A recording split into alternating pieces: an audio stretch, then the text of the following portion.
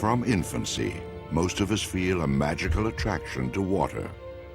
For 9 months before we are born, we live in water. Like the sea, many believe is the origin of all life. The sea many spend their lives trying to get back to. My name is Jacques Mayor. In my youth, my friends and I began freediving in the Mediterranean Sea, diving as deep as we could while holding our breath. Freediving is as old as humanity. Our earliest ancestors brought back food and pearls from the shallows. 1,500 years ago, the female ama divers of Japan began descending with only the air in their lungs to gather shellfish and kelp. They continue with great skill even today. But our quest had nothing to do with the riches of the sea. We were interested in only one thing: discovering how deep a human being could dive on a single breath of air.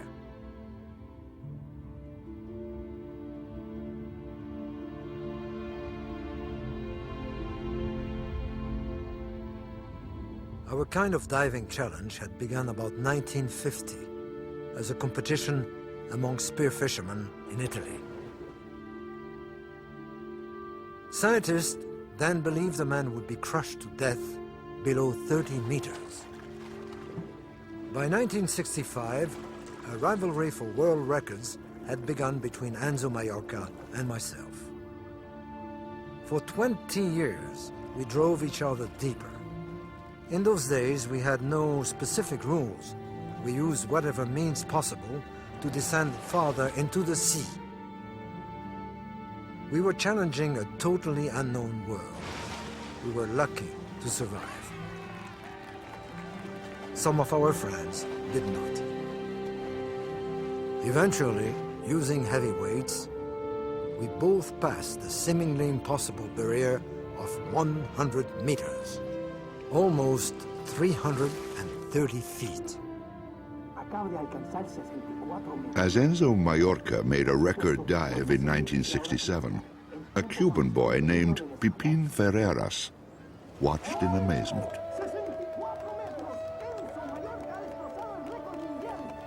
I was always drawn to the sea. Even before I could talk, I could swim. In a way, I had been made the child of the sea in a ceremony of magic.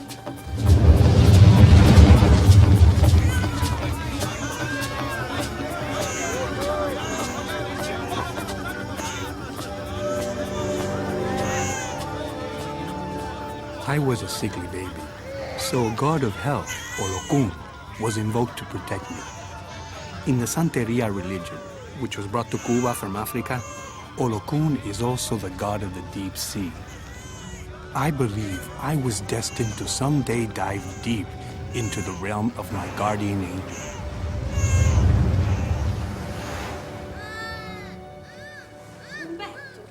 While Pipin dreamed of the ocean, on the other side of the world, there was a little Italian boy named Umberto Pellizzari who hated water.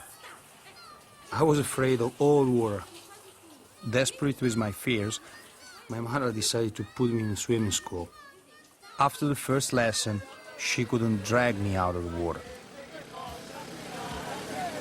By the time I was 18, my friends and I would drive for hours every weekend to get to the sea.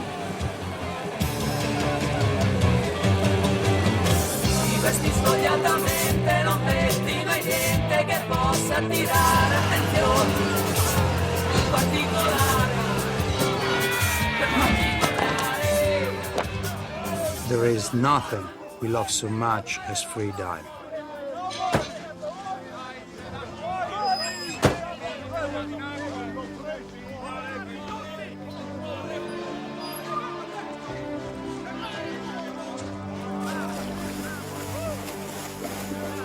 We were not professional divers, just close friends who love the sea.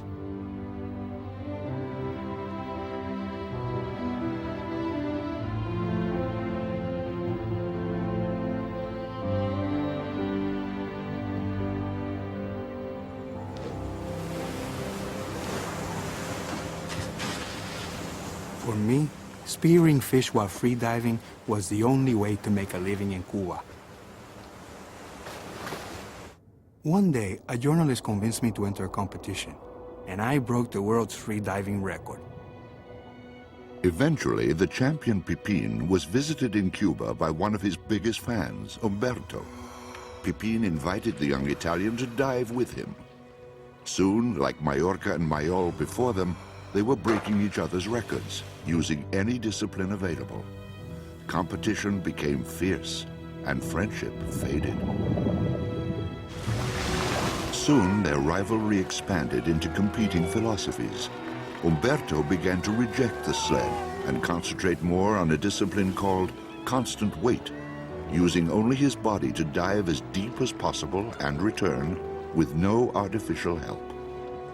Pipin remained focused on reaching the ultimate human depth, and he continued in the discipline called no limits, plummeting ever deeper on a weighted sled, then rising with the help of a balloon. Each claimed their discipline was the superior achievement. But who was the better diver? And which discipline the more challenging?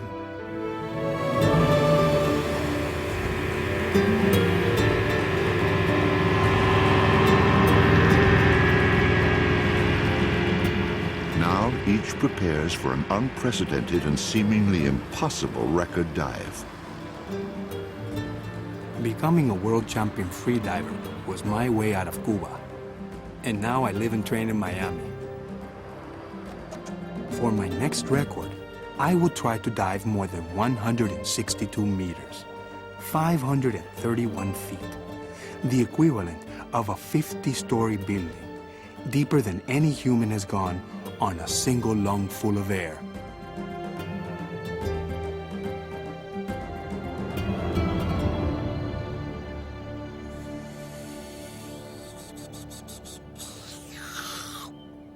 My mentor, Jacques Mayol, told me to use pranayama yoga to focus my mind and spirit before a record dive.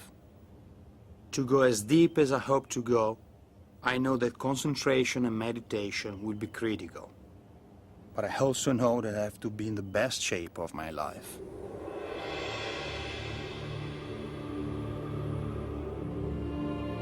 I train near my home in Sardinia at a magic place called Capo Testa. Here, the rocks and the ocean give me energy, make me feel as though I could dive to the bottom of the deepest sea.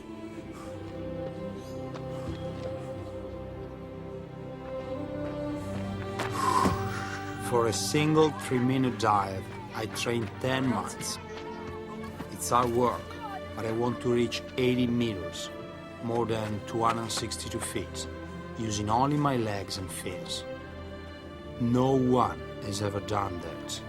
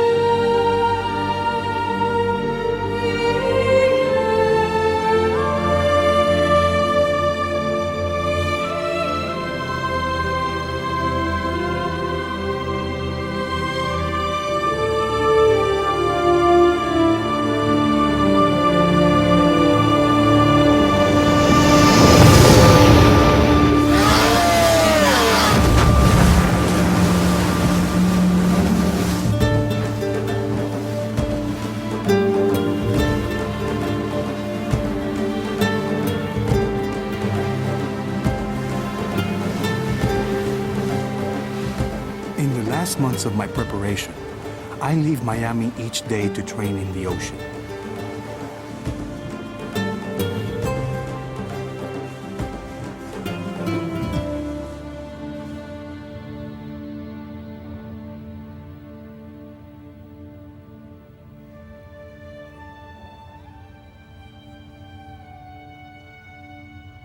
I like to dive with sharks. For me, they're not monsters, but companions.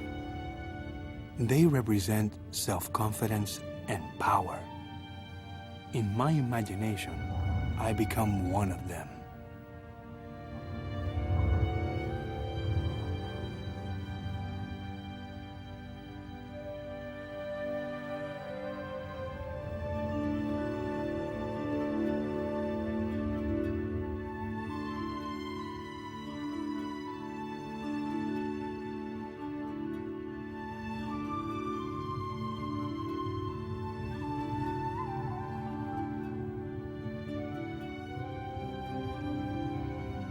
My first challenge is convincing my body that oxygen is unnecessary.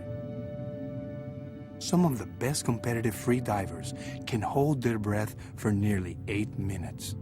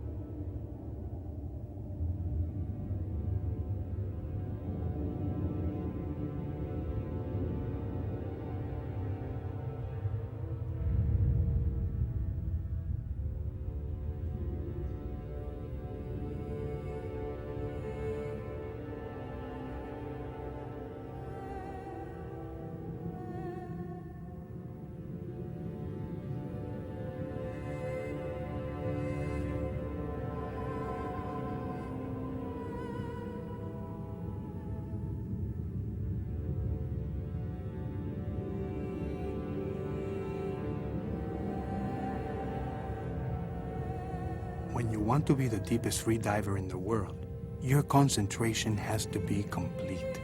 And to think about rivalry is dangerous. I try to think instead about competing with myself.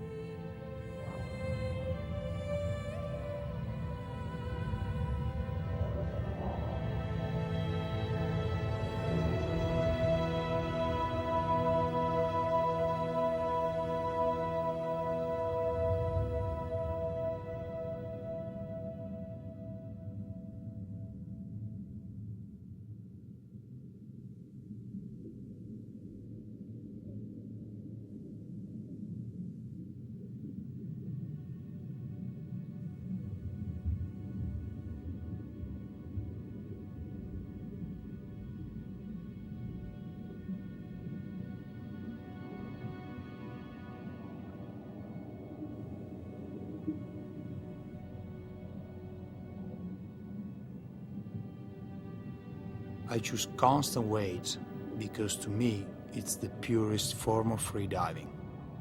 A diver on a sled has only to hold his breath and equalize his ears. But in constant weight, there's no artificial help. It's just me and the ocean.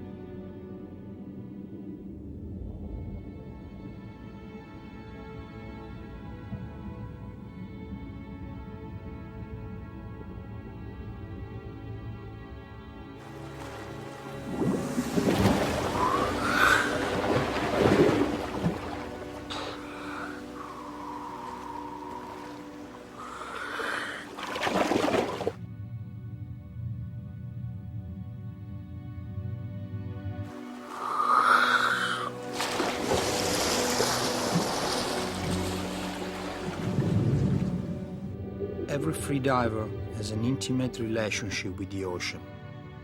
The ocean is like a god to the free diver. You talk to the ocean, you pray to the ocean. Sometimes you even hate the ocean. But in the end, you know you cannot live without the ocean.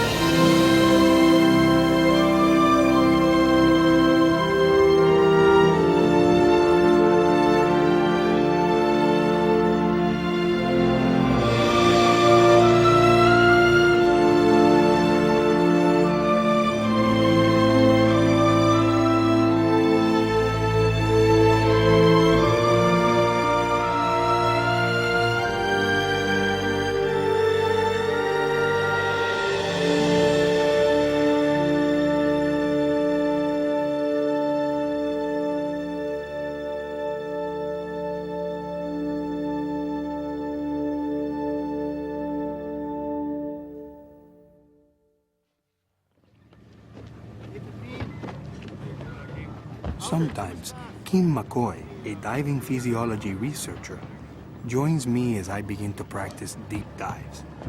He wants to learn more about the hidden effects on my body when I do a deep, no-limit sled dive. Pipin is helping us understand the body's responses to extreme pressure during a free dive. By attaching sensors, I can monitor the changes in his vital organs as he descends. Pipin has exceptional abilities underwater, which science can't completely explain. We don't really know how much pressure the human body can ultimately withstand.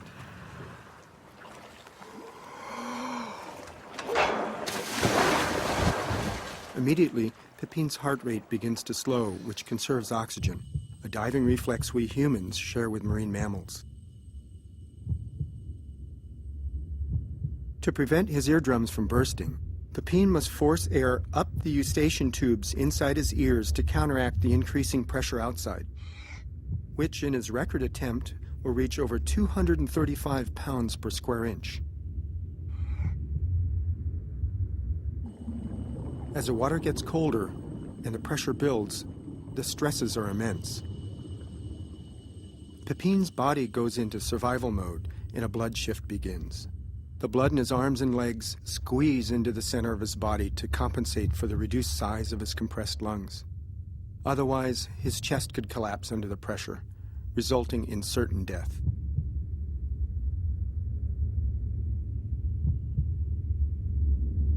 On deep dives, Pipin's heart rate slows to only 14 beats per minute.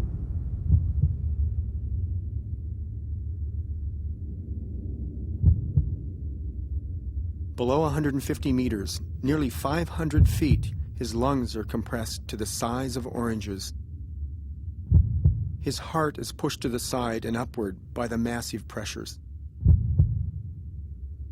Ironically, most freediving deaths are the result of shallow water blackout, which occurs when a diver stays too long at depth. If he does, the oxygen level in his blood drops too low during ascent, and it's lights out.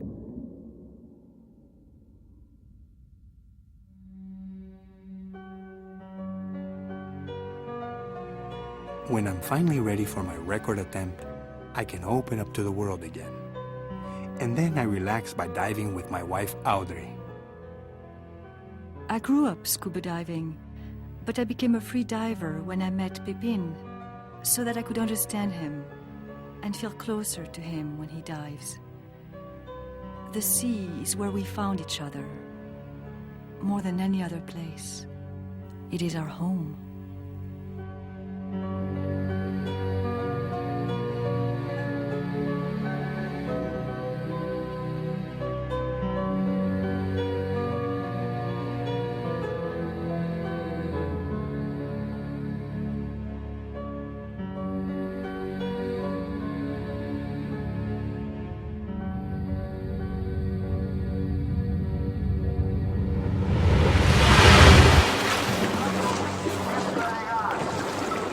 As Pipin prepares for his record dive, McCoy readies the instrument that will verify his depth.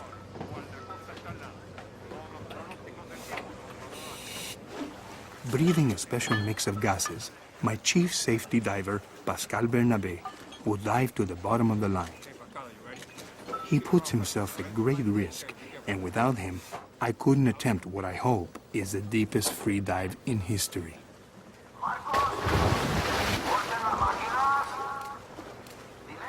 Many of my friends have died free diving, and I accept that my life could end on any dive. Before I enter the water, I ask Olokun to protect me and open the doors of his blue abyss.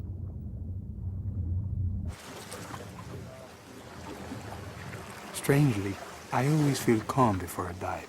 I'm more relaxed than Audrey, but in spite of her apprehension, she's there for me.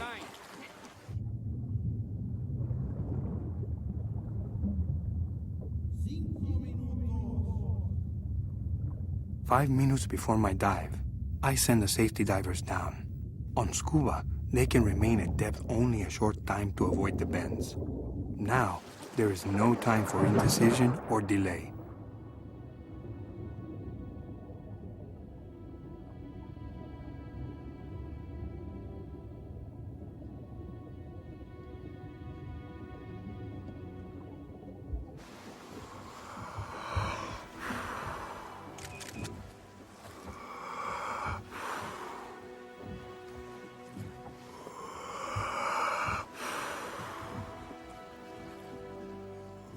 530 feet below, Pascal waits alone.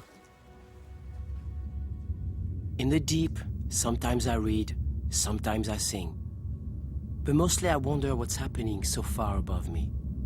And on this dive, I try not to think about what happened to my friend just 2 days ago. What he was trying to break the record is attempting today.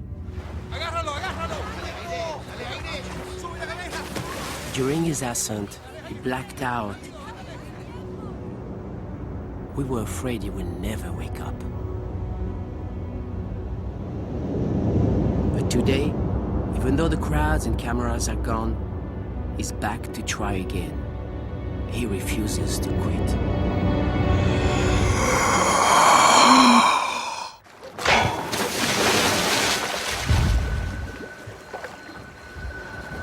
For 3 minutes, Pipin disappears.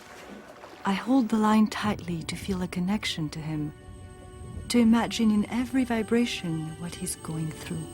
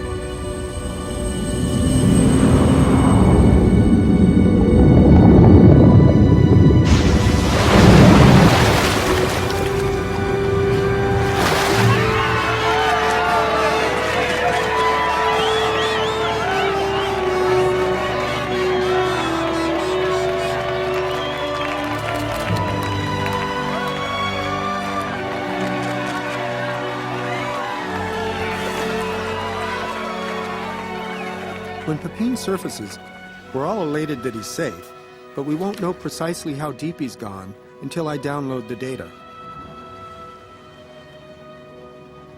162 meters. 531 feet. Pipin Ferreras has gone deeper holding his breath than any man in history.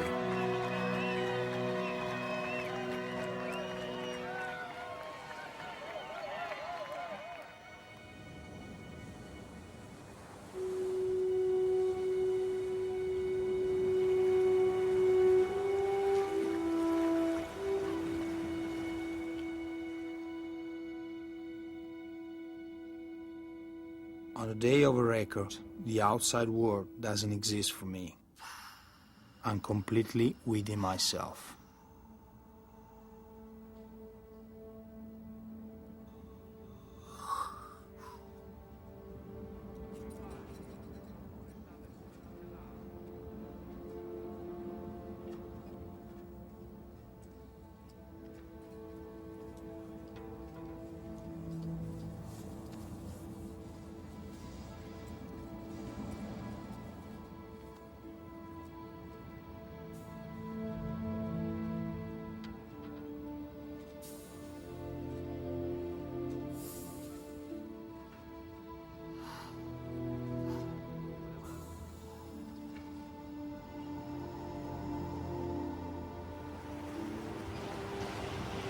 When I walk out into the bright sunlight, I'm only vaguely aware of the commotion around me.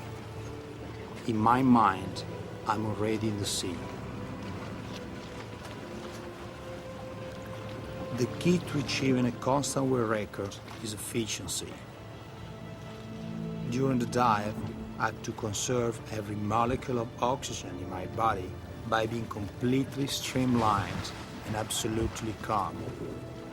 Every movement I make, even every thought I have, will use up precious oxygen.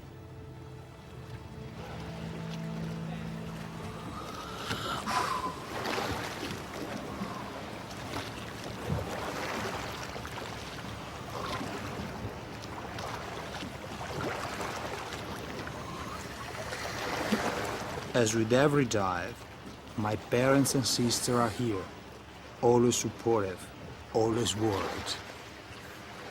My father insists on watching on the water, but he can't swim. We put him in a buoyant wetsuit so he won't drown trying to see my dive.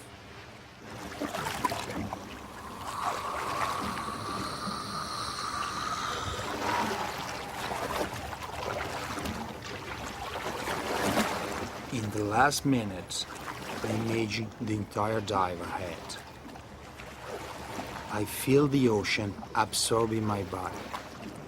I see myself grabbing the tag at 80 meters, 262 feet. I tell myself I can do this.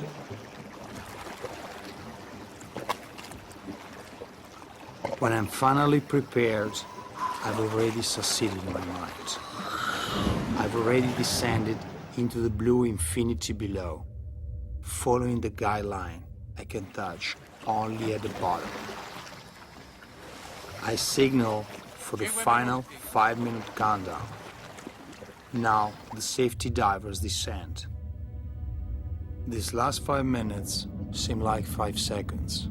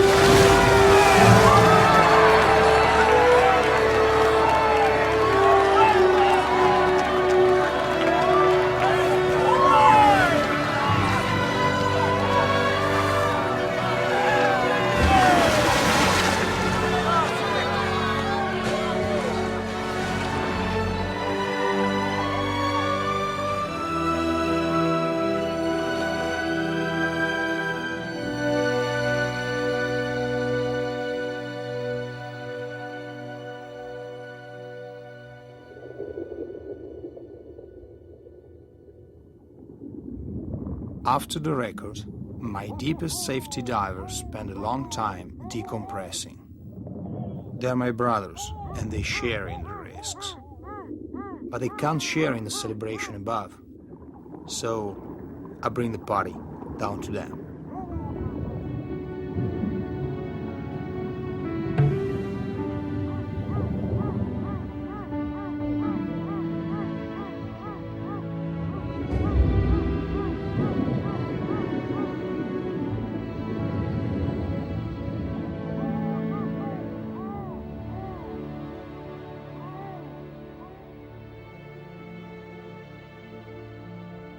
Somewhere there are divers who will break the records of Pipin and Umberto, just as they broke the records of Majorca and Mayol. But records are fleeting. In the end, a true diver knows that the essence of free diving is not to challenge others, but to dive deep within himself, and for a few precious moments, to become one with the sea.